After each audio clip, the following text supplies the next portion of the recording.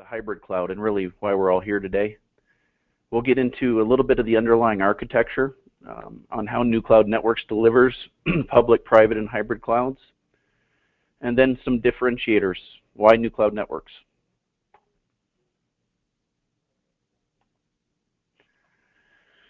So New Cloud Networks has been in business for 26 years. You know, okay, there we go. 26 years in business, and really we started out and matured as an organization, you know, through the generations of technology. So today we are a VMware service provider. All of our data centers have a VMware hypervisor. We're one of the lucky companies to become a Veeam Cloud Connect launch partner. There were only 5 of us. So New Cloud Networks is a Veeam Launch Connect partner, and we can get in a little bit more of that in the presentation. New Cloud Networks is also a Microsoft service provider. So customers can utilize their own licenses in our data center, or we can also provide them in a monthly OpEx fashion as well. Today we have over 3,000 customers, and that's against all product lines. New Cloud is SOC certified, HIPAA compliant. We recently achieved PCI compliancy. And really what our bottom line is that we're focused on bringing the exact same service regardless of the customer size. And working with as many customers as that we have, you know, we have references from every vertical imaginable.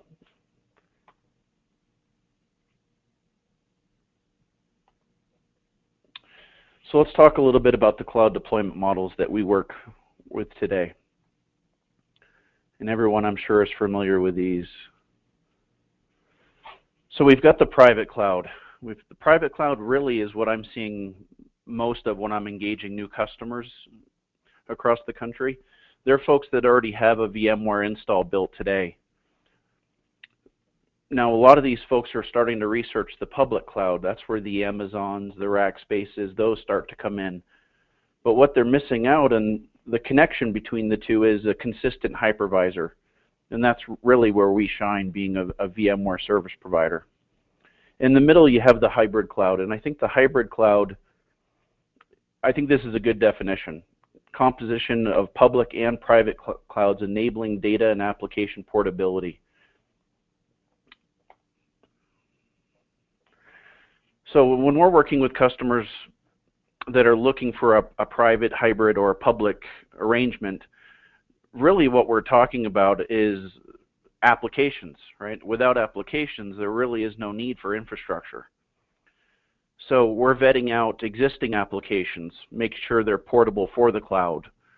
We're vetting out new applications and making sure that we provide the right delivery mechanism to deliver those to end users. When we are tying the public and private clouds together to create that hybrid cloud, seamless networking, common management, and replication are key topics.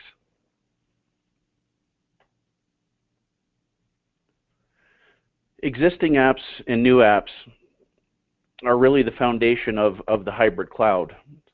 And the compatibility with VMware really makes this simple. We're running ESX 5.5 currently, soon to be 6.0, with vCloud Director bolted on top of that. So vCloud really gives us the single portal to draw ESX from customer site to ESX in our facilities. It also allows for seamless migration of apps using a free tool from VMware called vCloud Connector. Literally, in vCloud Director, you'll see the customer side ESX install through the vCloud Director portal. So literally both silos can be managed through a single pane of glass. It also allows us to distribute and synchronize templates between the two platforms. VMware today can virtualize over 90 OSs. So we've included a link on the guide when we send the presentation out. Feel free to peruse those.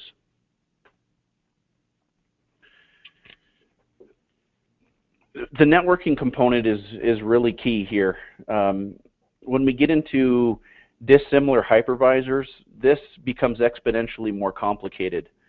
When we have VMware on both sides, on the data center and on the customer premise, VMware makes a lot of fantastic tools that makes this very, very seamless and easy. Whether we're building IPsec tunnels or we're introducing third-party firewalls from Fortinet or WatchGuard or Cisco 1000V, all of it is seamless through the portal. We also have the ability as a company to terminate MPLS, Ethernet private line, etc. Literally can drop a node on your existing MPLS network in our facility, allowing us to stretch layer 2 networks directly into vCloud Director. So basically, the data center is looking like an extension of the local area network that you have today. As we all know, management is key, and when we start introducing other silos, management and complexity really goes through the roof. So with vCloud Director, provisioning a VM on your site or in the data center through a common tool, it makes it very simple. So with vCloud Connector and vSphere plugin tools, it really can be set up in 30 minutes or less. And all of the monitoring that we require is built in. So whether you're using tools from VMware or Enable from New Cloud Networks, or even the tools and analytics that come from the Veeam consoles, all of that is seamless end to end. Now vCloud Director, since we have the ability to store templates, makes it very simple to standardize on configurations. So you can have a consistent configuration across your entire infrastructure. Very simple through vCloud Director. Next up is replication, and this is key. If we have a single silo, what we're really trying to accomplish is extending that VMware install to another geographic location and making it usable.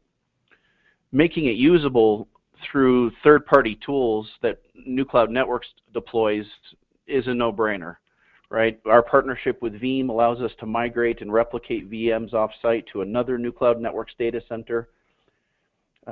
It allows very minimal downtime when compared to the traditional methods of migrating and replicating VMs. And even through vCloud Director, imagine just clicking on a VM and dragging that across the layer 2 connection to a New Cloud Networks data center. And just a point that I wanted to make is that cStor and New Cloud Networks have migrated hundreds of mission critical applications and servers. So this is something that we don't have to outsource to another company. Next up is really the underlying architecture, and we've standardized on FlexPod, and we've noticed tremendous advantages over our competition utilizing this platform. NetApp, by far, in our minds, far exceeds what we're trying to accomplish from a private cloud or even a multi-tenancy perspective. Marry that with Cisco Nexus switches and the UCS Blade chassis, and it really is a bulletproof implementation. And it's easy to get support on, whether you're installing one at your premise or utilizing one in the cloud. It's very, very nice to have seamless end-to-end support and flexibility here. So when we talk hybrid clouds, and we're tying in an infrastructure from a customer premise, we have options. We have the option of deploying to a multi-tenant cloud on our end, or New Cloud Networks end, or having New Cloud Networks custom build a private cloud. So in the shared environment, multi-tenancy is a key, right? Security is a key. The ability for other organizations to not impact another customer. All of those are very important when choosing and determining if we're going to go with the multi-tenant cloud or the private cloud. And VMware makes it very simple. As we can see, we've got public, hybrid, and private. And it really comes down to the discovery. It comes down to the needs of the organization. A lot of times during the discovery phase, we think we're going down the public cloud and we end up in a private cloud. So, allowing a proper discovery call really will vet out which method we choose between public and hybrid or private. In our minds, Cisco UCS, NetApp by far enable this multi-tenancy, and all of the tools that they have built in by default give us the foundation to build on in our flavors of multi-tenancy, the differentiators that make us special.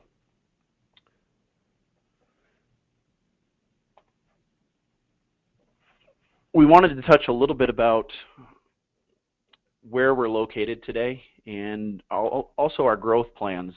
It's very important to keep latency down to a minimal. And when we sell to customers all across the country, we're constantly trying to improve performance. We're constantly trying to put the data center as close to customer prem as possible. And that just allows more and more applications that can be ported over.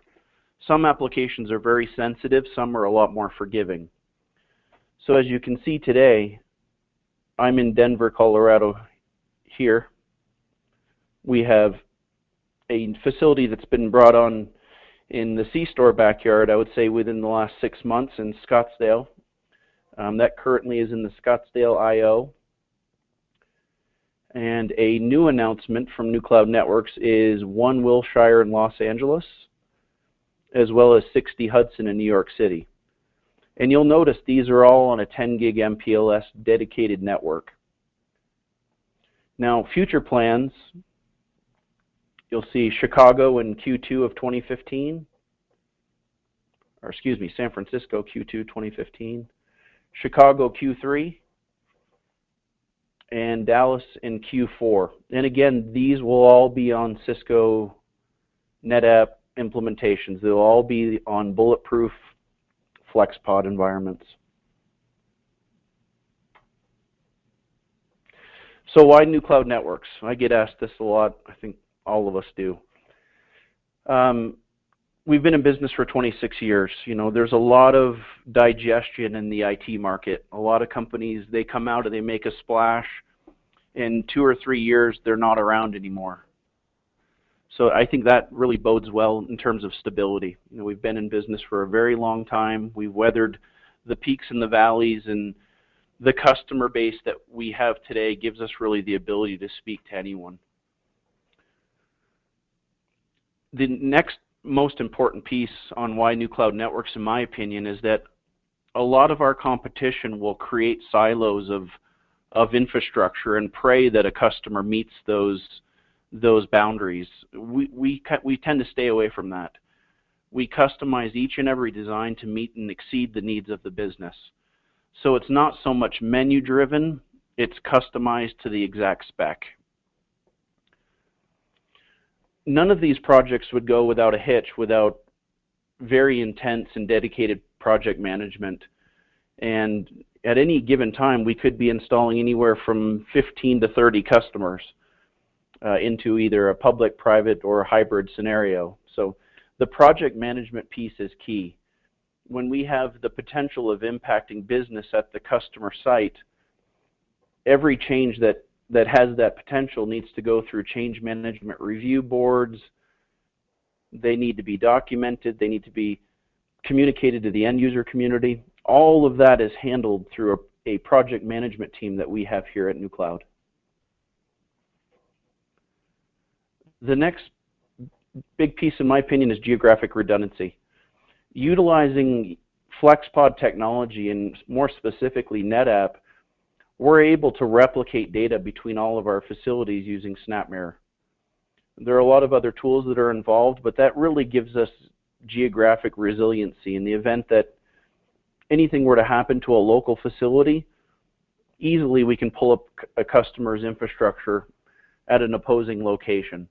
And I think that spells volumes about how we're constructed and how we've really banked on the best of breed components on our end.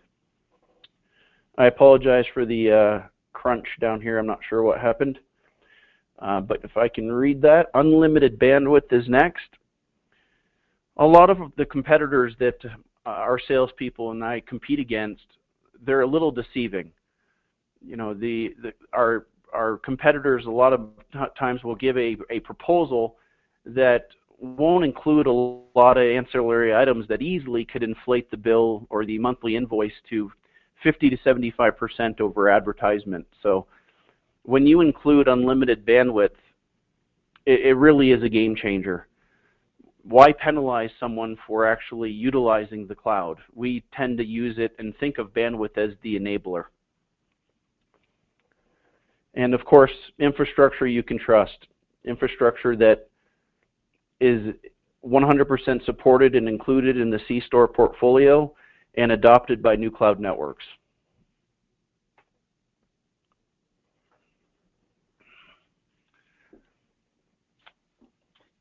Chris, thanks so much. That was excellent information, great intro to new cloud.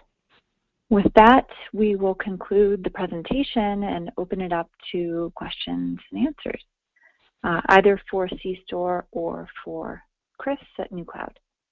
Looks like I do have a couple of questions. Let me just get to those. Chris, one is, this looks like it's for you. I seem to compete against Amazon pretty frequently. Can you describe some competitive advantages that you feel your company has against Amazon? The first competitive advantage that sticks out completely is being on a VMware hypervisor. Amazon uses a Zen hypervisor, which, if we all recall, even as far back as September of 2014, major portions of the entire infrastructure had to be rebooted for a code bug that impacted a lot of customers, included Reddit, Foursquare, and some others, also Netflix. So being on a VMware hypervisor is key. Not a lot of customers are running the Zen hypervisor at site unless it's through the virtual desktop platform. So if you look historically over enterprise hypervisors, you're going to see that most Fortune 100 or 500 companies are utilizing VMware. So that consistency from point A to point B on the hypervisor really is going to be the key to success. Some other pieces that stand out are obviously pieces that VMware banks on customers using a lot of, right? Bandwidth. So a key differentiator on some of the last slides, the final slides that we had, really around usage-based models. We're only ever going to charge for RAM, CPU, and disk. So really, the Amazon model, it's very complex to figure out an accurate bill. On our side, it's very easy to bank on an exact billing model every single month.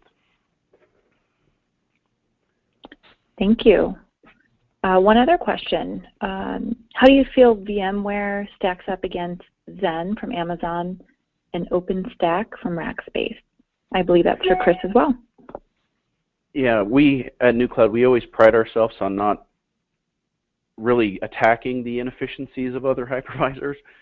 Doesn't make for good practice, right? But we all kind of shine when we get to compete against the other organizations and the folks that aren't using a VMware-based implementation. You know, on our side, you can bank on IOPS, you can bank on bandwidth, you can bank on not having to reboot your entire hypervisor to get bugs out of the code. It's a hardened, purpose-built facility on the best of breed components.